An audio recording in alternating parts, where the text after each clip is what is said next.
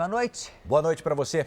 Desde o início desta pandemia, 14 mil brasileiros já foram trazidos de volta ao país em aviões da Força Aérea ou voos fretados pelo governo. Hoje, mais um grupo chegou a São Paulo durante a madrugada.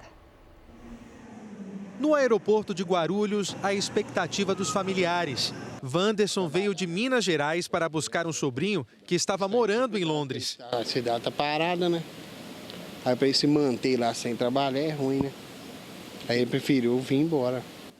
No desembarque, uma imagem rara nesses tempos de distanciamento social. E passageiros com o mesmo sentimento. É alívio, né? Muito bom. Muito feliz, muito feliz. No total, 320 brasileiros chegaram no avião fretado pelo governo federal.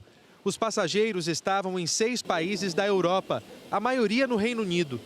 Josmari veio da Bélgica, onde foi visitar a filha no começo de fevereiro.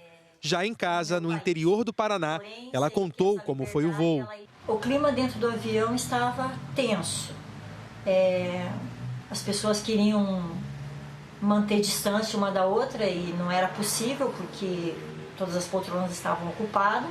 Uma situação atípica, né? Ninguém conversava com ninguém, todos de máscara, foi uma coisa assim, parece que a gente estava voltando a uma guerra. Mais de 14 mil pessoas foram trazidas de volta ao país com o apoio do Itamaraty. No resgate, o governo utilizou 13 aeronaves fretadas e 2 aviões da Força Aérea Brasileira. Outros 4.300 brasileiros continuam retidos no exterior. Fabiana estava morando na Irlanda e conta que a maioria de seus conhecidos está tentando voltar porque ficou sem trabalho no país europeu. Tem muita gente que não consegue ajuda do governo irlandês e aí a gente por causa disso a gente acaba voltando para casa antes do prazo, né? Então a gente melhor voltar para casa do que ficar passando por situações difíceis lá, né? Veja agora outros destaques do dia. Brasil começa testes com plasma do sangue de curados para combater o coronavírus. Rio de Janeiro passa a exigir máscaras em farmácias, supermercados e ônibus. Número de mortes cai em países mais afetados da Europa. Espanha desativa leitos de hospital de campanha. China reage à suspeita de que coronavírus tenha surgido em laboratório. E como é a vida e o tratamento dos animais no zoológico vazio.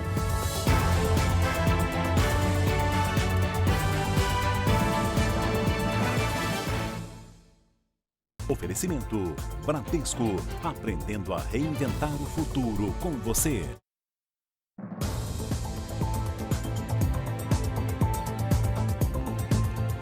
A rede pública de saúde luta para conseguir testes do coronavírus. Por enquanto, só quem está com sintomas da doença consegue fazer o teste. Mas alguns laboratórios particulares oferecem o serviço para quem está com suspeita de Covid-19. E a coleta pode ser feita em casa mesmo, mas não sai barato não.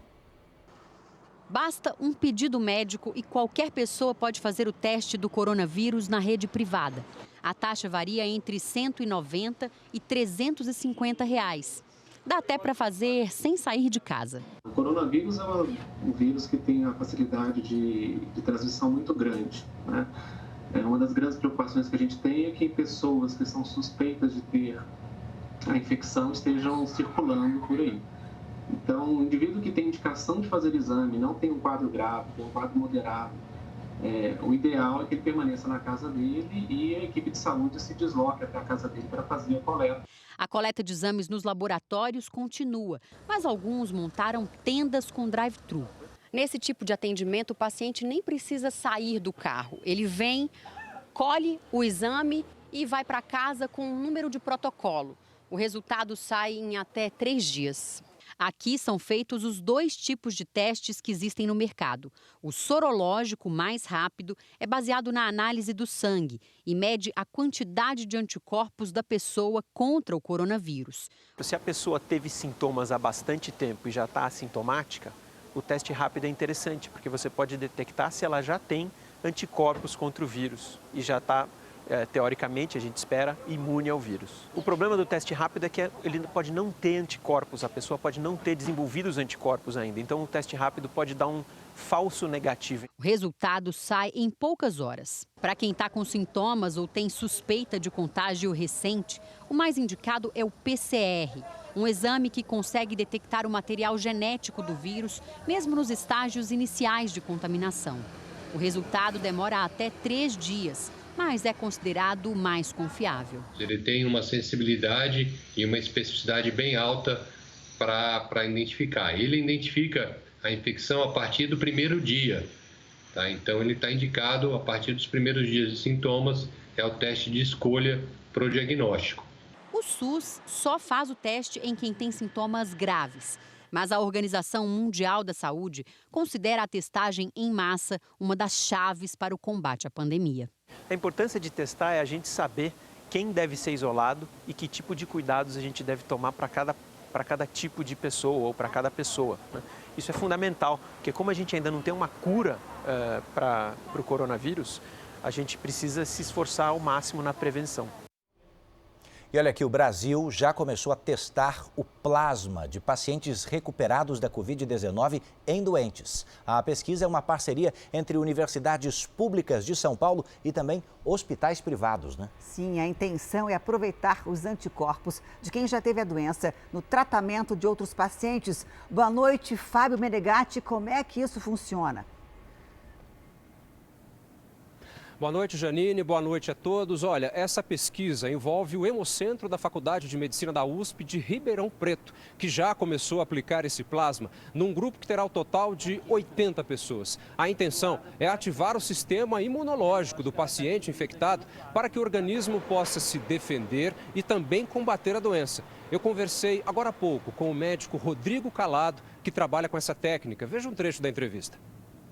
A gente teve a aprovação desse estudo no início da semana pela CONEP, que é a Comissão Nacional de Ética Médica, e até o momento nós já tivemos uma paciente que recebeu o plasma e tem outro paciente que está sendo avaliado para a possível utilização do plasma também. O doutor Rodrigo também reforça que só podem fazer as doações aquelas pessoas que estão há pelo menos 14 dias sem qualquer sintoma da doença e que tenham necessariamente entre 18 e 60 anos de idade. São Paulo, Fábio Menegatti. Obrigada, Fábio. Eu vou continuar aqui no telão para mostrar para você que o Brasil tem hoje 36.599 casos de coronavírus e 2.347 mortes. 206 a mais que ontem. Vamos para a segunda tela. São Paulo tem agora 13.894 casos, com 991 mortes. O Rio de Janeiro, 543 casos, com 387 mortes. Fora São Paulo e Rio de Janeiro, Pernambuco, Ceará e Amazonas são os estados mais atingidos pela doença. No Ceará, as UTIs da rede pública já estão 100% ocupadas e, por isso, a Prefeitura de Fortaleza antecipou para hoje a abertura do hospital de campanha no estádio Presidente Vargas, mesmo com a obra em andamento. Boa noite, Natália Campos. Quantos pacientes conseguiram ser atendidos até agora? Olá, boa noite. Por enquanto, nenhum paciente deu entrada aqui no hospital de campanha montado no estádio Presidente Vargas, mas isso pode acontecer a qualquer instante. O primeiro paciente pode chegar aqui neste hospital. Nesse primeiro momento, 51 leitos estão disponíveis para receber esses pacientes, mas segundo a Prefeitura de Fortaleza, esse número pode ser ampliado para 336. Janine? Obrigada, Natália. Hoje, Nelson Teich, novo ministro da Saúde, se reuniu com médicos no Rio de Janeiro. Boa noite, Renata Loures. E qual foi o assunto desse encontro? Oi, Janine, muito boa noite para você, boa noite também para quem acompanha a gente. A reunião aconteceu nesse condomínio aqui na Barra da Tijuca, zona oeste do Rio de Janeiro, onde mora o novo ministro da Saúde. Especula-se que Nelson Teich tenha tido a primeira reunião técnica desde que assumiu o Ministério da Saúde. E amanhã ele tem o primeiro compromisso oficial ao lado do chanceler Ernesto Araújo. O Teich vai participar de uma reunião com ministros da Saúde dos países do G20. Janine. Obrigada, Renata. No Rio de Janeiro, a partir de amanhã, passa a ser obrigatório o uso de máscara de proteção. E quem não usar, Edu? Pois é, vale prestar atenção nisso, Janine, porque quem não usar pode ser impedido de entrar em farmácias, em supermercados e também de usar o transporte público. Os cariocas terão que se acostumar. Sair de casa só com máscara de proteção. E pelas ruas tem brancas, coloridas e até improvisadas. É algo diferente, né? Não é uma coisa que nós estamos acostumados a usar. Cícero foi rapidinho ao mercado e não deixou de usar o que considera ser uma barreira contra o coronavírus. Tudo que for proteção para o próprio indivíduo e para outros, é bem-vindo. O Rio de Janeiro entra para a lista de capitais onde o uso de máscaras pela população é obrigatório. Em Belo Horizonte, Curitiba, Salvador e Florianópolis já virou lei. O decreto do uso de máscaras aqui no Rio passa a valer amanhã. Quem estiver andando nas ruas, em mercados e farmácias ou usando o transporte público terá obrigatoriamente que usar o item de proteção. Os cariocas terão 5 dias para se adaptar. Quem deixar o acessório poderá ser impedido de entrar nos estabelecimentos comerciais, ônibus e metrô. O prefeito do Rio, Marcelo Crivella, alertou que, por enquanto, não haverá punição. Quem for flagrado sem a máscara será apenas orientado. Ela tem que cumprir a lei. Na regulamentação da lei, vai ter a punição. Mas o que nós estamos pensando agora, Adriana, não é em punição, não. Nós estamos pensando em conscientização. A medida pretende evitar a disseminação do coronavírus e o colapso da rede de saúde. No primeiro hospital de campanha da cidade, as obras devem terminar na semana que vem. Hoje foram instaladas 2 cabines de pulverização para a desinfecção dos profissionais que vão atuar no local. Serão 500 leitos sem de UTI. Nas últimas horas, 24 leitos de UTI foram abertos em hospitais do município, que já alcançaram 87% da ocupação. A nossa meta é abrir 10 leitos a cada 3 dias. Tomamos a iniciativa de contratar leitos na rede privada. Fizemos um edital para 1.000 leitos. Neste hospital particular, o dia foi de comemoração. Edson de Souza, de 65 anos, primeiro caso grave de coronavírus registrado no Rio de Janeiro, recebeu alta depois de mais de 30 dias na UTI. Estou saindo vivo e vou sair inteiro. E isso se deve a um atendimento maravilhoso e, acima de tudo, Papai do Céu que tomou conta da gente. Queremos ainda mais cenas como essa. Uma cidade gaúcha teve uma ideia para conseguir a adesão dos moradores ao uso de máscaras. Toda semana um concurso vai escolher as melhores e também as mais criativas. O comércio de Farroupilha reabriu as portas essa semana com restrições. Além do controle e do número de clientes, a cidade da Serra Gaúcha exige que os funcionários das lojas trabalhem com máscaras. O uso também é obrigatório no transporte coletivo. Eu estava na casa do meu filho em Santa Catarina e eu achei muito importante usar máscara. Então ele também usa, a filhinha dele usa, todos usamos a máscara. Porque além de cuidar da nossa vida, da nossa família e do próximo também, né? O equipamento de proteção é recomendado pela Organização Mundial de Saúde para diminuir o risco de contágio pelo coronavírus. Nas ruas de Farroupilha, é como se isso já fosse normal para os moradores. Saiu de casa, abriu a porta, entrou no carro, ou saiu caminhando, ou saiu de bike, colocou a máscara. O uso da máscara é a forma que nós impedimos, né, que a mão involuntariamente toque a boca, o nariz ou os olhos. A meta é chegar aos 100% de adesão. Por isso foi criado o concurso, que vai escolher as melhores máscaras da cidade. As fotos vão ser publicadas na página da prefeitura em uma rede social. Cada curtida é um voto. Vale a pena fazer em casa, né? Pegar uns tecidos diferentes para sair mais bonita, então, na rua. Agora tem até colorida, até de bichinho e de florzinha, que vale é proteção. 5 fotos vão ser escolhidas por semana. Os vencedores vão receber um troféu solidário, que vale muito em época de pandemia. Um kit com 30 máscaras e um pote de álcool gel. Mais do que uma disputa, o concurso é uma competição. onde todo mundo sai ganhando. É um concurso que incentiva o cuidado, porque quando nós cuidamos de nós mesmos, estamos cuidando do próximo e vice-versa. E olha aqui outro bom exemplo. No Paraná, uma construtora contratou parentes de funcionários que perderam renda para fazer máscaras em casa. E elas são usadas em canteiros de obra.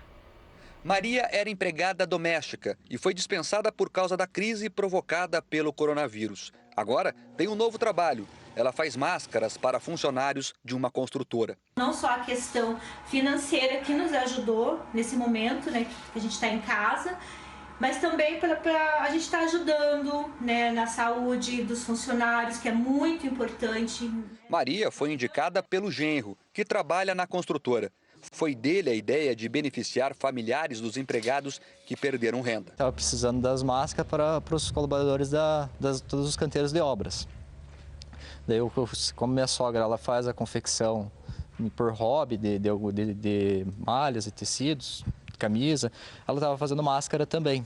As máscaras produzidas em casa vão para todos os canteiros de obra. A solidariedade ajudou os familiares de quem trabalha aqui na obra e também contribuiu para a conscientização do uso das máscaras. Saber quem as produziu reforçou a ideia de que todos precisam tomar cuidados especiais nesse momento. Nossa equipe de segurança hoje não precisa nem chamar tanta atenção do pessoal, né? O pessoal já utiliza máscara com orgulho hoje. Para a empresa, o custo de comprar máscaras caseiras é maior comparando com fornecedores industriais, mas o retorno compensa. A gente não pensa pelo financeiro, mas o resultado com as pessoas e com o engajamento das pessoas na nossa equipe, com certeza foi muito positivo.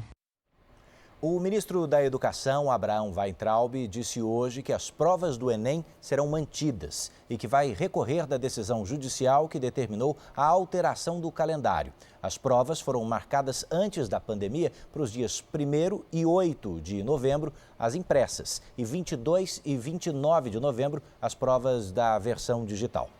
O presidente Bolsonaro cumprimentou apoiadores numa carreata hoje à tarde em Brasília. Ele voltou a defender a abertura do comércio e criticou o projeto do Congresso que obriga a União a recompor a perda de arrecadação de estados e municípios. O presidente deixou o Palácio da Alvorada por volta das 3 da tarde, com destino ao Palácio do Planalto. Na sede do governo, assistiu da rampa a carreata que pedia a reabertura do comércio. Houve aglomeração na frente das grades de proteção. Em uma rede social, Bolsonaro defendeu a volta do país à normalidade e atacou o socorro aos estados, aprovado nesta semana pela Câmara. Nós vamos começar assim, no que depender de mim. O Supremo falou que eu não tenho autoridade para isso, o Supremo disse isso. Mas o que depender de nós, nós vamos começar a flexibilizar e mostrar que não é esse o caminho. Estão fazendo o que bem entende. Na hora de chegar a conta, não quero botar aqui, não é para mim não, é para o povo brasileiro. Que o dinheiro aqui não é meu, é de imposto do contribuinte. Não sabemos quanto vai chegar a conta do ICMS e ISS. Estamos calculando muito acima de 100 bilhões de reais. Não tem espaço para isso no orçamento. Não é que se vire o chefe do executivo, não, que se vire não é.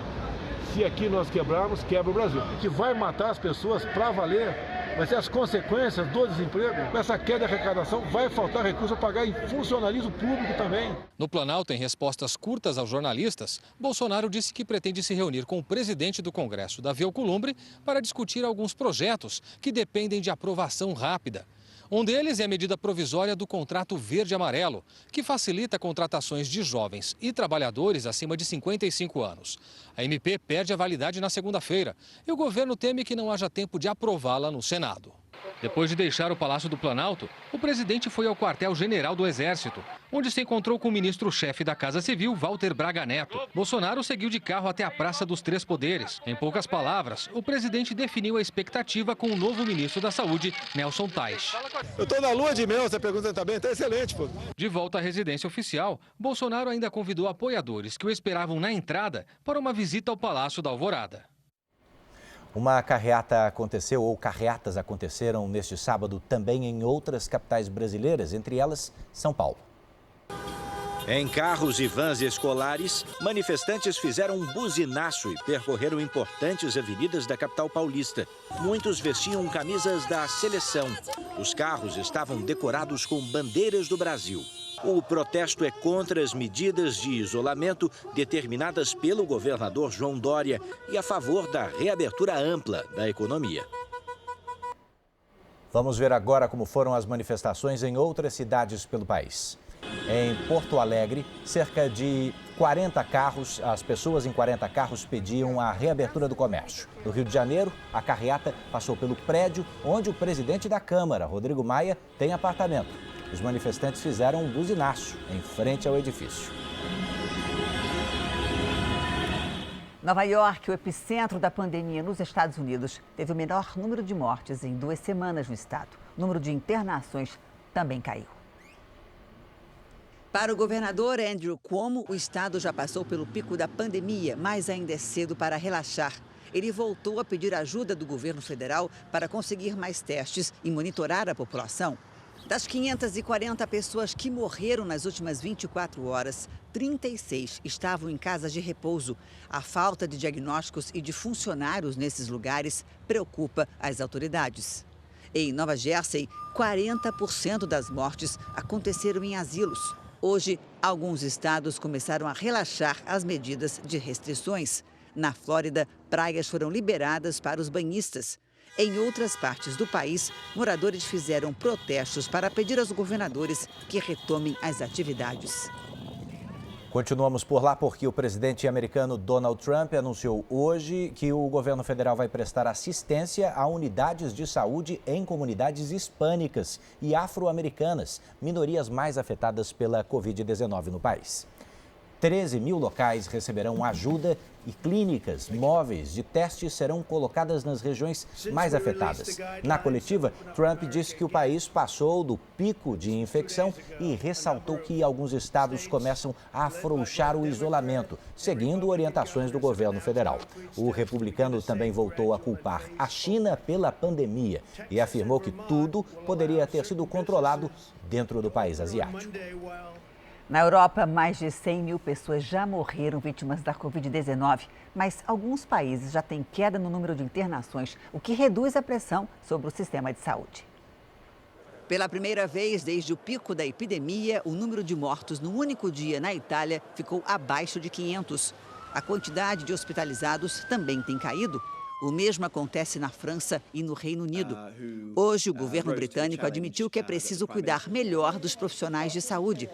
Os trabalhadores ameaçam paralisar os hospitais se faltar equipamentos de proteção individual. O país voltou a ter alta no número de mortos de ontem para hoje, quase 900 vítimas.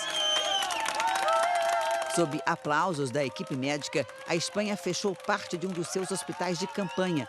Nesse local, cerca de 4 mil pessoas receberam tratamento contra o novo coronavírus. A última paciente recebeu alta hoje. Todos aqui foram maravilhosos, agradeceu a espanhola emocionada. E a China rebateu a acusação dos Estados Unidos de que o coronavírus teria sido criado num laboratório em Wuhan, onde houve o primeiro caso da doença. Cerca de 4 meses após o surgimento do novo coronavírus, com os primeiros registros ainda em dezembro do ano passado, a origem do vírus ainda gera dúvida. Uma incerteza que virou motivo de disputa entre Estados Unidos e China. O presidente americano Donald Trump disse que o país investiga rumores de que o vírus tenha como origem um laboratório de Wuhan, cidade chinesa epicentro da Covid-19. Para o diretor do Instituto de Virologia de Wuhan, as acusações não passam de teorias da conspiração. Ele afirma que nenhum funcionário do laboratório foi contaminado com o coronavírus.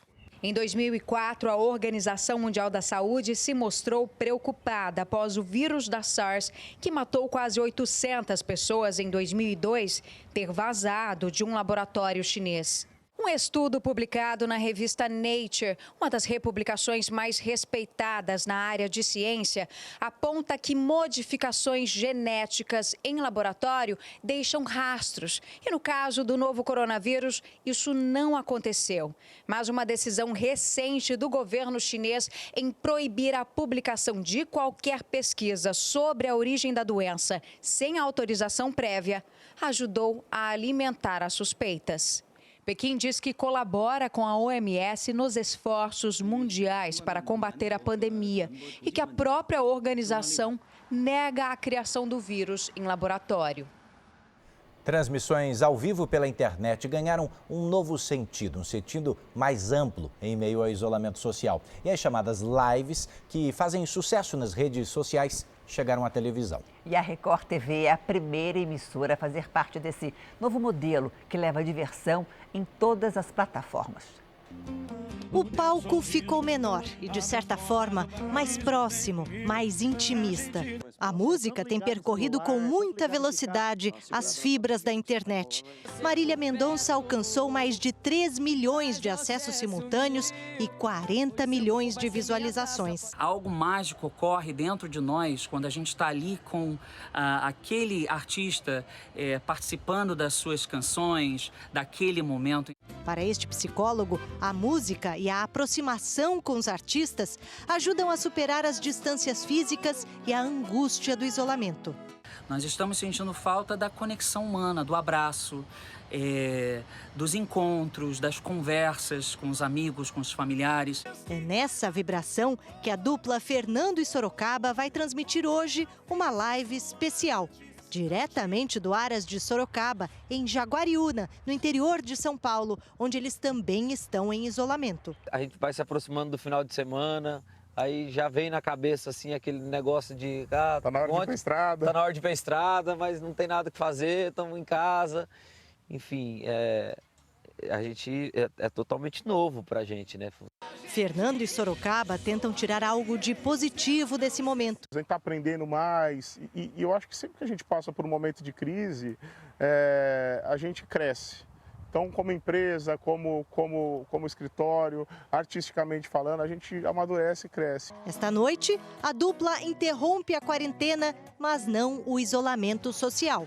A preparação para a live foi cuidadosa, respeitando as regras recomendadas pela Organização Mundial da Saúde. As equipes foram escalonadas para trabalharem do cenário ao longo do dia, para não ter muita aglomeração de pessoas. Será tudo junto e ao mesmo tempo. A live vai ser transmitida pela internet e, simultaneamente, pela TV aberta aqui na Record TV, num formato multiplataforma. Será 1h30 de show em qualquer uma dessas telas aqui. É só escolher. Quem assistir também vai poder fazer uma boa ação. Fernando e Sorocaba receberão doações para ajudar o Hospital do Câncer em Barretos. Elas poderão ser feitas na AME, uma plataforma de pagamento online. Quem doar vai receber de volta até 50% do valor que destinou ao hospital para gastar no aplicativo. Tentando, na medida do possível, me movimentar com amigos, com parceiros comerciais e tudo mais, para tentar fazer o bem de alguma forma. Inclusive, é o que essa live preconiza, né? Como ponto máximo. A gente quer fazer o bem, ajudar as pessoas, né? O Hospital de Barretos atende mais de 6.000 pacientes com câncer por dia e tem sofrido dificuldades com perda de receita. Mais uma vez que vocês estão testemunhando o amor, a dimensão do amor que tem no coração de vocês por nos ajudar num momento como esse. Então, anote aí, a live de Fernando e Sorocaba vai passar na tela da Record TV, no r7.com e em todas as nossas redes sociais. É hoje, daqui a pouco, a partir das 10h15 da noite. Essa live promete pegar fogo, viu? Pegar fogo de verdade, ó. Não só nas churrasqueiras. Não só nas churrasqueiras, mas no repertório. Com certeza a gente quer passar muita emoção para vocês. Vamos ajudar muita gente, se Deus quiser. Então, se você apoiar, se você tiver com condição de apoiar, de doar, vai ajudar muita gente. No Hospital de Câncer de Barretos está passando por um momento difícil. Então, participe, vamos interagir, vai ser muito legal. A gente, com certeza, está em casa e vai se sentir em casa e quer fazer com que você entre dentro da nossa casa nesse momento, dentro do nosso Aras aqui, tá bom? Que legal, é isso, vamos ajudar. Deixa eu te contar, inclusive, que o Fernando e o Sorocaba já estão prontos para começar o show. O show se chama Isso é Churrasco Live, que você vai ver daqui a pouco na Record TV. Bom, agora o repórter André Tal, que já assistiu ao ensaio, pode nos contar o que o público pode esperar por aí, André? Boa noite, Edu. Boa noite a todos. Olha, a live tem tudo para ser um sucesso. Eu tive o privilégio de acompanhar há pouco a passagem de som, onde a dupla pôde testar os equipamentos. A estrutura chama a atenção. Câmeras e luzes estão posicionadas, os instrumentos afinados e o cenário complementa toda a beleza do Aras, de onde a live vai ser transmitida. Vai ter churrasco, vai ter fogueira, vai ter música boa e, acima de tudo, vai ter alegria. É o que todos nós precisamos nesse momento. O show vai ser longo, então o pessoal em casa vai poder relembrar os sucessos da dupla Fernando e Sorocaba, além das canções do último álbum. Lembrando mais uma vez, a live do Fernando e Sorocaba na tela da Record TV, no r7.com e nas nossas redes sociais começa às 10h15 da noite. De Jaguariúna, André Tal. Obrigado, André. Vai ter churrasco, vai ter fogueira e vai ter solidariedade. Você vai ver a seguir: empresários do setor de beleza fazem de tudo para superar a crise. E ainda hoje, incentivo que vem do alto, agradecimento aos que estão na linha de frente da pandemia.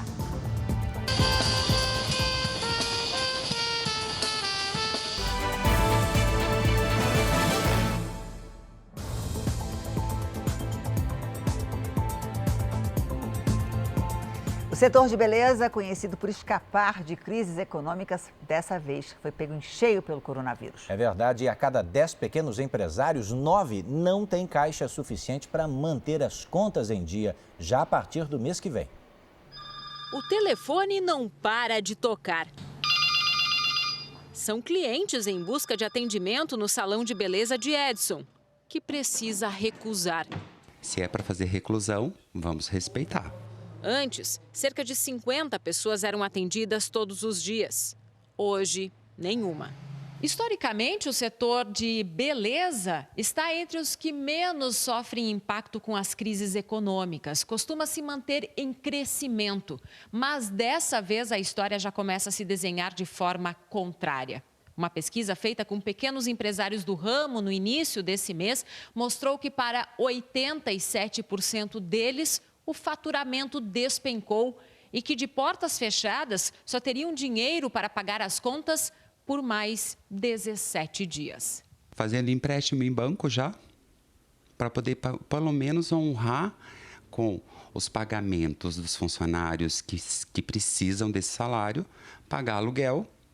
E você não pode deixar de pagar uma série de encargos que estão por trás disso, porque imposto, ele vira bola de neve. A pesquisa também mostrou que 3% dos empresários do setor já fecharam as portas e 82% interromperam as atividades temporariamente.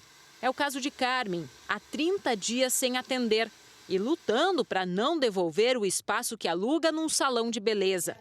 Ela só conseguiu pagar o aluguel deste mês porque tinha uma reserva e as clientes anteciparam alguns serviços. Fizeram um pacote, me pagaram várias depilações adiantadas, e aí quando voltar eu vou pagar com o meu trabalho. Não vou desistir, nós vamos conseguir, nós vamos sair dessa. Com certeza. Veja agora os destaques do Domingo Espetacular. Informações exclusivas da prisão do traficante Fuminho. Como isso mexeu com a maior facção criminosa do Brasil. A rotina nos hospitais brasileiros no combate ao coronavírus e o esforço para não deixar faltar equipamentos de segurança. Golpes da pandemia, álcool gel pirata, preços abusivos, até o gás de cozinha sumiu. Como o consumidor se livra disso? Mãe de Neymar assume namoro com amigo do filho famoso e provoca polêmica. É no Domingo Espetacular, logo depois da Hora do Faro. E a seguir, os cuidados com os animais nos zoológicos neste tempo de pandemia. Daqui a pouco, às 10h15 da noite, aqui na Record TV, tem o show da dupla Fernando e Sorocaba. No puedo más, mi coração tá doendo aqui na solidão.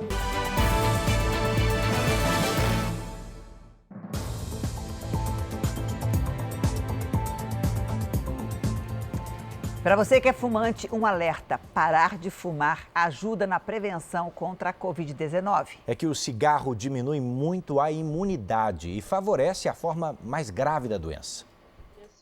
Marina fuma há mais de 20 anos, mas desde que começou a pandemia, tem procurado controlar o vício e a ansiedade. A ideia é que eu consiga diminuir, pelo menos, isso agora, porque juntando ansiedade, estamos em casa o tempo todo, tem mais dificuldade de deixar a dependência química, deixar o hábito, né? E na busca para evitar qualquer tipo de contágio com o vírus, ela redobrou os cuidados com a limpeza em casa. É sabão, é álcool, é água sanitária, tudo que eu puder.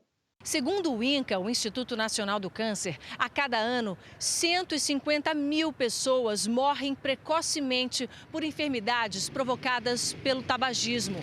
No caso do coronavírus, outros estudos já mostram que os riscos de desenvolver uma forma grave da doença aumentam entre os fumantes.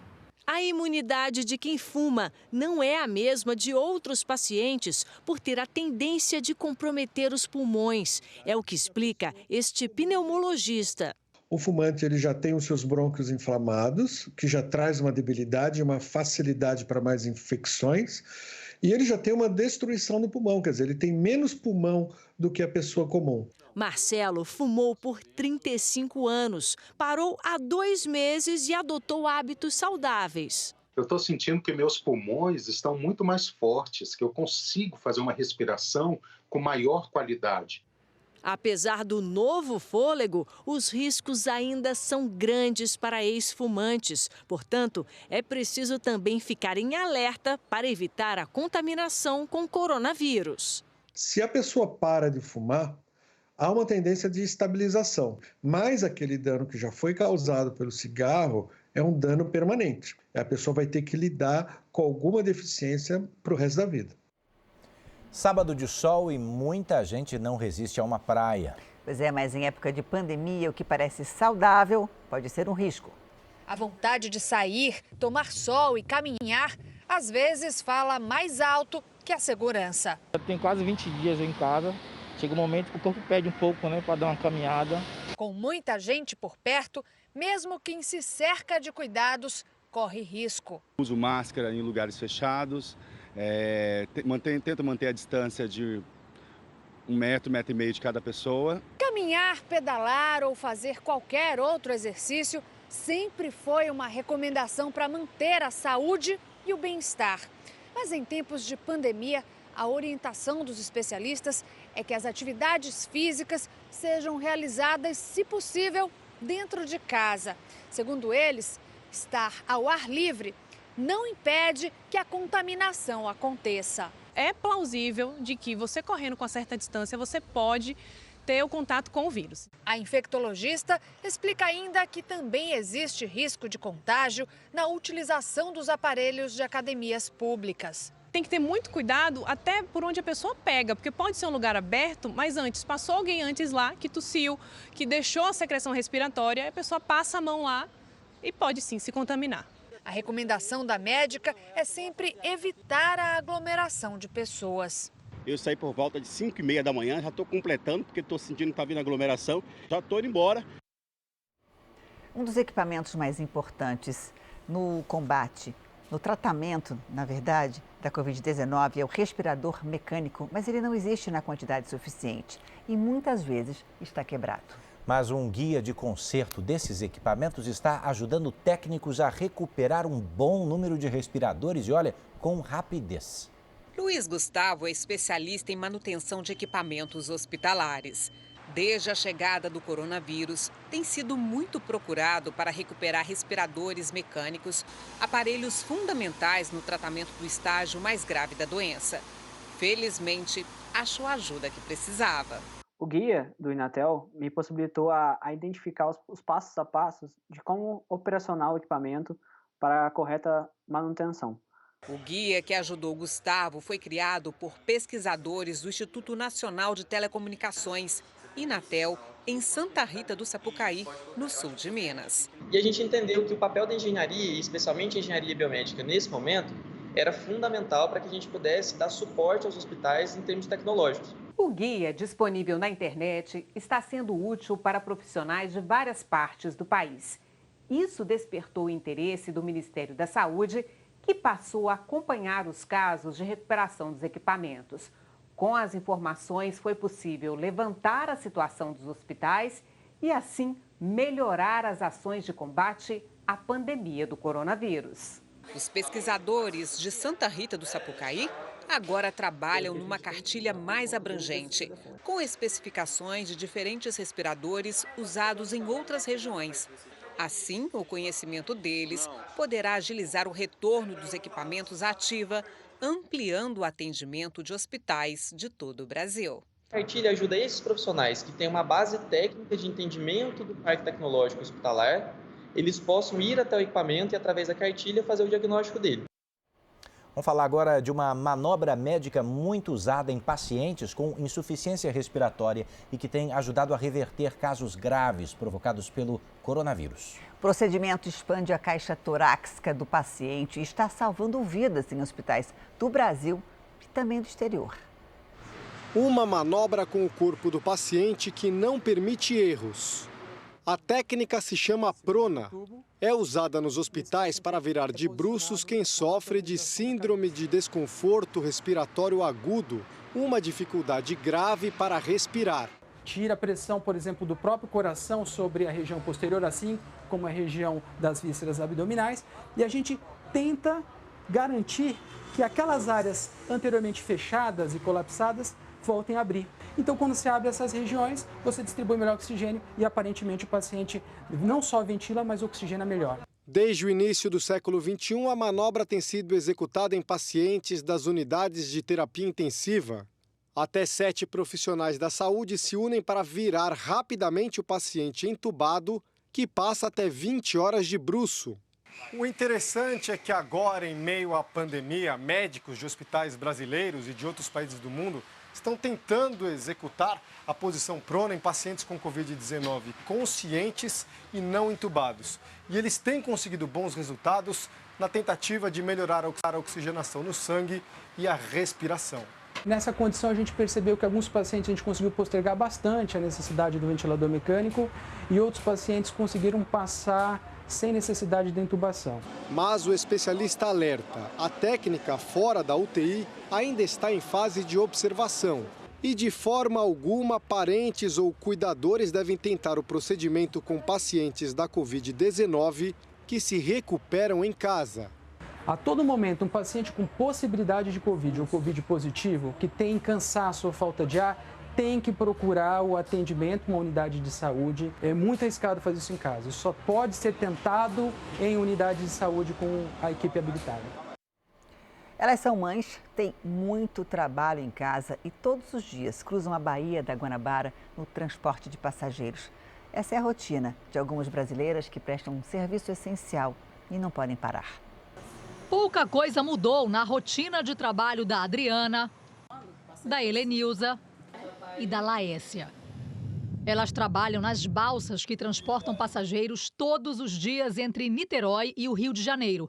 São profissionais que não deixaram de prestar serviço à sociedade durante a pandemia. Então, se não fôssemos nós também, o que seria do pessoal que teria que chegar até o Rio, até os seus locais de trabalho? É um médico, é alguém que vai atender numa farmácia, é alguém que está indo para um socorro imediato. Então, a gente está conseguindo levar esse pessoal até o local. Por conta das medidas de restrição, o número de passageiros que circula por aqui todos os dias caiu.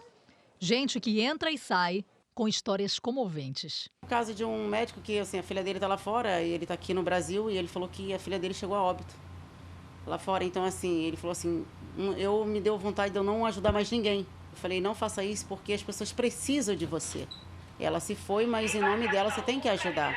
Durante a pandemia, as maiores mudanças foram dentro de casa. As escolas online, a gente está tendo que dar conta de mais um serviço também.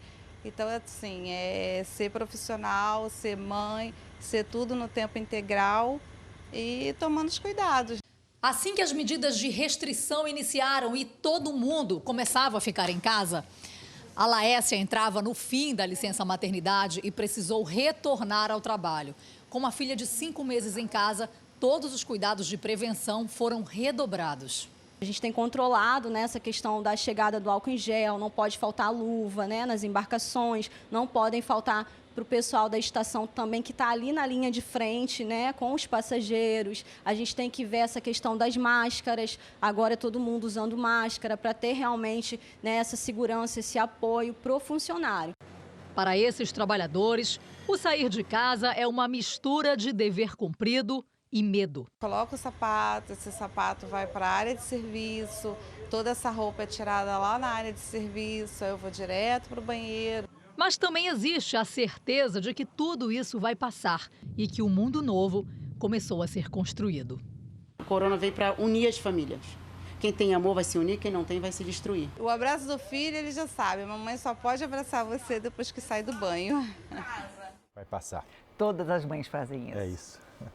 Olha, mais de um mês depois do começo dessa pandemia, a maioria dos empresários ligados a micro e pequenas empresas de São Paulo acredita num grande fechamento de vagas de trabalho. O setor é responsável por 80% dos empregos criados no Brasil. Era para tudo isso estar funcionando, sem parar. Mas a quarentena freou a fabricação de pães. Caiu 50% o faturamento. E numa época agora que é a nossa época de crescimento. Com um dos turnos suspensos, 30% dos funcionários da empresa que fica em São Paulo foram demitidos. Tinha que ser feito, porque a gente precisa sobreviver essa fase agora que vai ser bem complicado, né? Essa é a realidade de muitas outras empresas. Uma pesquisa do Sindicato das Micro e Pequenas Indústrias de São Paulo mostra que o índice de expectativa, que mede as perspectivas de contratação, faturamento e outras tendências, caiu muito. Em fevereiro, estava em 161. Em março, chegou a 70. Isso revela como a perspectiva desses empresários mudou rapidamente. Um mês antes da pandemia, 22% acreditavam que o desemprego iria aumentar. Uma semana depois do início da quarentena, esse percentual saltou para 63%. E a preocupação no setor só piora. O que é que você está fazendo? Matando a empresa e matando tudo que depende dela. Mercado interno, emprego, sociedade, pessoas. O Marcos sabe que o fôlego para tocar negócio está cada dia mais curto. O mais difícil é sem perspectiva para frente, né? Até quando que vai? Então, precisamos manter a motivação junto com o time. Tem que mostrar esse crescimento de novos mercados que estamos desenvolvendo agora, de delivery para a pessoa física e tudo mais. Mas, ao mesmo tempo, tem que combater esse pessimismo aí que está sendo gerado por essa crise. Fim de semana para muita gente é dia de jogar bola com os amigos, certo? Não por enquanto. Mas quem gosta de futebol achou um jeito de montar um campeonato e disputar o título sentado no sofá. Futebol mesmo, dentro de campo, com torcida, não tem. Os campeonatos foram todos suspensos por causa da pandemia de coronavírus há mais de um mês. Uma saudade e tanto para quem acompanha ou pratica o esporte. Mas tem gente que conseguiu driblar essa nostalgia. Que tal um campeonato virtual pela internet? Tivemos 48 inscritos para a competição, né? Então essa competição ela é desenvolvida através de fases, né? Então a competição iniciou no dia 10 de abril e vai caminhar até o dia 10 de maio. Cada partida tem 6 minutos. E a habilidade e o talento, ao invés de estarem nos pés, precisam estar nas mãos.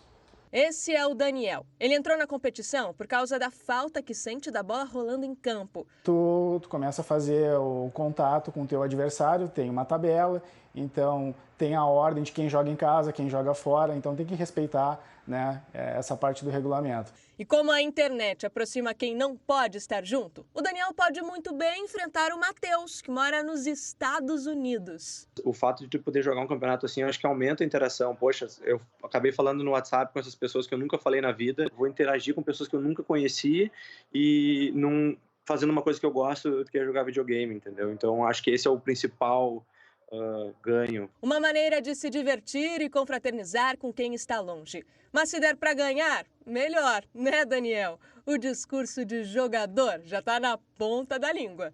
Independente do resultado, claro, se eu puder trazer o caneco para casa vai ser mais gostoso, né?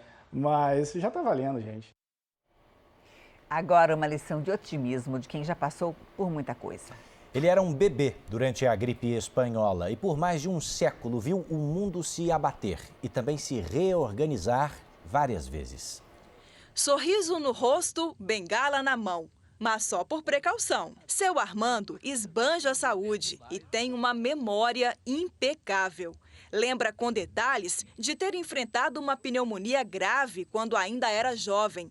Diz que se curou com um remédio caseiro ministrado pela família. Chegava, espalhava o angu e punha semente mostarda e descia. E chegava e me rodeava todo e barrava. Suava. Quando você está com aquela escuridão assim de queimado de calor. Isso para curar a pneumonia? É. Ele completou 104 anos de idade há pouco tempo. Não teve festa por causa do coronavírus, assunto que ele acompanha pela televisão. Até com dificuldade da pessoa para viajar, né? E agora não pode viajar, não? Pode mais não, né? Não, tá tudo proibido. Tudo proibido. Para a família, a vida simples aqui na fazenda já é um bom remédio. O seu Armando vive aqui com um caseiro, mas desde o início da pandemia, alguns hábitos mudaram. Os filhos e netos, por exemplo, têm se revezado nas visitas. O que a gente não faz é aglomerar pessoas aqui. Aqui é muito bom? Excelente, né? Mas para a gente curtir ele por um bom período, a gente tem que tomar esses cuidados, né? Há mais de 70 anos, ele vive nessa fazenda em Taquaraçu de Minas, a cerca de 50 quilômetros de Belo Horizonte. Cercado pela natureza e pelos animais de estimação, não abre mão de cuidar do quintal. Com o otimismo de quem já testemunhou guerras e viu o mundo superar doenças, seu Armando acredita que logo, logo, essa pandemia vai virar mais uma página da nossa história. Ah, supera. Já está superando, né? A beleza de uma árvore típica da região centro-oeste tem sido um alívio para os olhos de muita gente que vive em Campo Grande. No contraste azul do céu, o rosa das flores. Difícil quem não passe por aqui sem apreciar a beleza das paineiras. Nós somos muito privilegiados, porque a gente tem flor quase que o ano inteiro. Também conhecida como barriguda, pelo formato arredondado do tronco, a paineira é uma árvore nativa das florestas brasileiras e que se adapta muito bem em regiões mais quentes, como aqui em Campo Grande. A pintura cor-de-rosa no alto das copas deixa a avenida ainda mais charmosa. Uma pena que não dá para passear, né? Não pode vir passear, né? Só de carro. Não, só de carro. E a florada dessa árvore parece nunca ter feito tanto sentido como agora. Esse cenário colorido ocorre sempre no período de transição entre as estações. A florada é o anúncio de que o inverno está chegando. Só que agora, as flores parecem até se comunicar com a gente de um modo bem diferente. É o que sente a Suelen, que contempla as flores da sacada do apartamento. Por conta da pandemia do novo coronavírus, a florada agora só é vista de longe. É realmente um privilégio, é um acalento nesse momento que a gente está vivendo. É realmente um momento muito gostoso poder ir ali na sacada. Para especialistas em saúde mental, se conectar com a natureza ajuda a superar a angústia em dias de incertezas. É natural também que tudo que é novo cause esse estranhamento e essa readaptação. Mas recorrermos à natureza, nós certamente conseguiremos nos reequilibrar com maior facilidade. E muito mais do que ficar esperando a próxima estação, que a gente aprenda a usufruir e a verificar, a ver a beleza de cada estação. No Reino Unido, um coral formado por funcionários de um hospital regravou uma música da cantora Mariah Carey.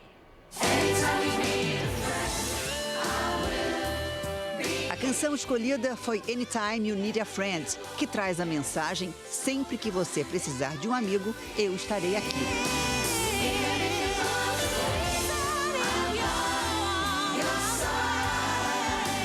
Mais de 100 trabalhadores fizeram parte da regravação.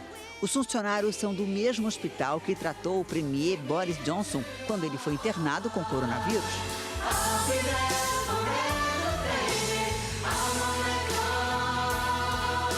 A própria cantora Mariah Carey comentou a publicação. Ela disse que a música trouxe lágrimas aos olhos dela e agradeceu aos profissionais de saúde no Reino Unido. Toda a verba arrecadada com a canção será revertida para ações sociais no país.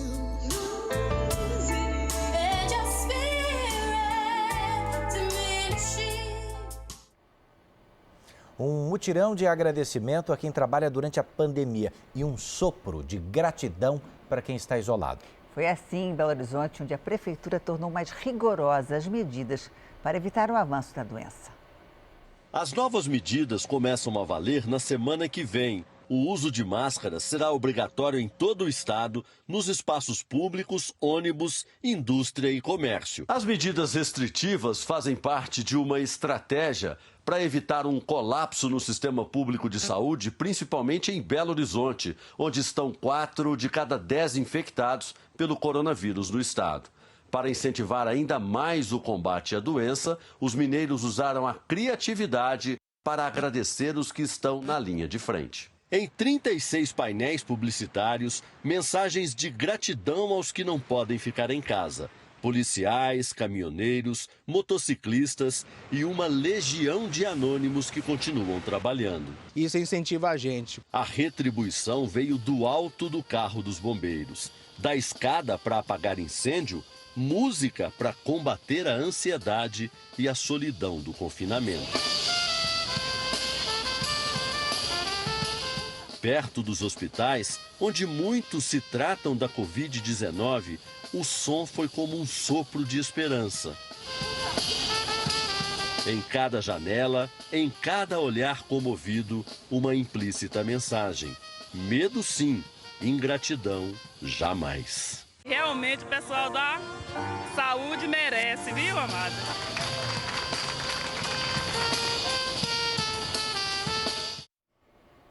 E no Rio Grande do Sul, prefeitura e ONG se uniram para levar cestas básicas para quem perdeu trabalho e renda. A doação veio numa boa hora para quem já estava sem dinheiro, até para comprar comida.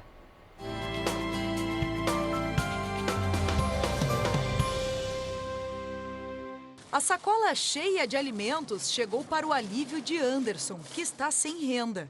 Isso aí é um auxílio, vem numa boa hora para todo mundo. A gente não sabe até quando vai, né? A iniciativa é uma parceria da Prefeitura de Esteio, na região metropolitana de Porto Alegre, com entidades sociais. As cestas básicas são entregues a autônomos ou para aqueles que tiveram o trabalho e os salários suspensos por causa da pandemia de coronavírus. É o caso da dona Celina, que é diarista e está sem renda nenhuma. Às vezes não tem um pão para dar para uma criança, né? Aí se vem uma farinha, vem um açúcar, a gente se vira, como dá, a gente faz um bolo, faz um pãozinho, daí vai ajudando, né? Para receber as cestas, os moradores se cadastraram na prefeitura. O objetivo é distribuir mais de 4.000 kits em 13 bairros da cidade até o fim do mês de abril. Uma ajuda importante para quem está sem renda e não tem como garantir o sustento da casa. As doações levam esperança e alegria para quem recebe e para quem doa. Charles é um dos 60 voluntários que participa da ação. Tu tem que se colocar no lugar de terceiro, ter a noção que o mínimo que tu poderia fazer para terceiros, para aliviar a situação de outras, né? Para se pôr no lugar de uma pessoa que não tem o mínimo necessário em casa, é motivador, na verdade, né? Um craque da bola, dono de defesas incríveis no futebol, está leiloando vários materiais que usou durante a carreira para ajudar os mais necessitados. É o ex-goleiro Jefferson, que fez história no Botafogo e também na seleção brasileira. O leilão é feito pelas redes sociais, onde Jefferson tem contato direto com outras celebridades e fãs. Tenho recebido aí várias mensagens aí no particular nas minhas redes sociais de pessoas querendo ajudar. Jefferson parou de jogar em 2018 e escolheu São José do Rio Preto para morar. O ex-goleiro, que brilhou no Botafogo do Rio e chegou à seleção brasileira, deixou de fazer defesas para ajudar no ataque às consequências da pandemia. Relíquias como a camisa e o boné usados por ele na Copa de 2014 e autografados pelas estrelas do futebol nacional, como Neymar e Davi Luiz. A camisa e as luvas do Botafogo. são alguns dos itens que vão sair do guarda-roupas do ex-goleiro para se transformar em ajuda a famílias pobres. Esse é o momento de poder esvaziar, né, o meu armário aqui com camisa e poder encher a despensa das pessoas aí com alimentos.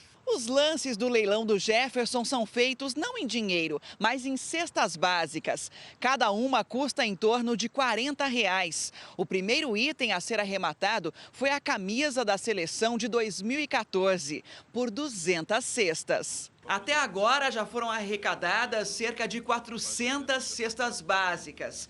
Os alimentos já começaram a ser distribuídos. Ele faz questão de ir pessoalmente ajudar na entrega. Assim, retribui todo o carinho que recebeu quando era jogador. Os zoológicos também são afetados pela pandemia. Faltam visitantes e os cuidados com os animais foram redobrados. É que o coronavírus pode infectar algumas espécies. A vigilante suricata anda desconfiada. A girafa, curiosa. E o macaco não para de chamar a atenção dos poucos humanos que têm aparecido por aqui. Onde será que foi parar todo mundo? O imenso zoológico de São Paulo, com uma área de quase 1.000 metros quadrados, agora é só deles, ou quase. O Zoológico de São Paulo é o maior do país e um dos maiores da América Latina, com mais de 2.200 animais de várias espécies. Se nesses dias, por conta do isolamento, o público desapareceu, a rotina aqui no zoológico continua intensa. São cerca de 300 funcionários em regime de revezamento que agora se dedicam bastante em entreter os animais. Mas antes de entrar na jaula do Bob, todo o cuidado e equipamentos de proteção necessários. Como um tigre de Sumatra no zoológico do Bronx deu positivo para a Covid-19, aqui no Brasil os tratadores e especialistas também estão tomando todas as cautelas, estão usando luva, máscara, para evitar qualquer tipo de contágio. Aqui também no Zoológico de São Paulo, o contato humano, mesmo dos tratadores, veterinários e biólogos, com os animais diminuiu bastante para evitar qualquer tipo de contaminação. Olha só. Os tratadores escondem em galhos e trouxinhas de folhas as recompensas que vão distrair o Bob, um urso de 18 anos que não demora muito a achar os petiscos nesse tempo de quarentena, onde ninguém tem espiado, nem de longe. Os 300 funcionários se revezam em 2 grupos para que todos os bichos sejam nutridos com 3 toneladas de alimentos por dia. E não se sintam entediados, desmotivados, inclusive as barulhentas araras, que quebram o silêncio com gosto no imenso zoológico vazio. São animais extremamente inteligentes e que precisam desse enriquecimento, precisam dessa atividade, elas precisam buscar o alimento, elas precisam ter alguma atividade durante o dia para que supra até essa falta de público, esse silêncio que está aqui no parque inteiro. As 2 elefantas, Rangoon e Serva, parecem estar ansiosas pela visita do tratador Christian, que também é biólogo. Esse é um cantinho muito especial do zoológico. Olha só a serva tentando se comunicar já com o tratador. E quando são autorizadas, até abrem uma das barreiras de segurança. Além da comida preferida, ele faz esse tipo de visita pelo menos 3 vezes por semana. É uma forma de ver se está tudo bem com a saúde delas. Uma espécie de check-up, que não é interrompido nem no isolamento. Tem uma ligação assim, o tratador todo dia faz um carinho, fala num tom de voz amigável, ela sente vamos dizer, o carinho que o tratador passa para ela. Por cima. Mas a quarentena também tem sido propícia para a chegada da cegonha no zoológico, até mesmo entre espécies raras, como a arara azul de Liá. Os filhotes têm sido tratados como bebês, cercados de cuidados. Não só no Brasil, nos zoológicos do mundo, a quarentena tem deixado berçários movimentados. Em Israel, um bebê elefante que já nasceu com quase 70 quilos. E essa raridade, um filhote de babuíno, que ao contrário dos irmãos, nasceu ruivo. Sinai, como foi batizado, virou o queridinho dos funcionários, uma celebridade antes mesmo de ser apresentado ao público. Se os bichos sentem ou não a nossa falta, é difícil dizer. O fato é que estão aproveitando o sossego para transformar os zoológicos do mundo numa silenciosa e encantadora maternidade. O Jornal da Record termina aqui. Fique agora com os melhores momentos da semana da novela Amor Sem Igual. E logo em seguida, às 10h15 da noite, tem a live com o Fernando Sorocaba, transmitida pela Record TV, pelo R7.com e por todas as nossas redes sociais. Boa noite, se cuida e um ótimo domingo para você. Boa noite e eu te encontro amanhã no Domingo Espetacular. Até lá.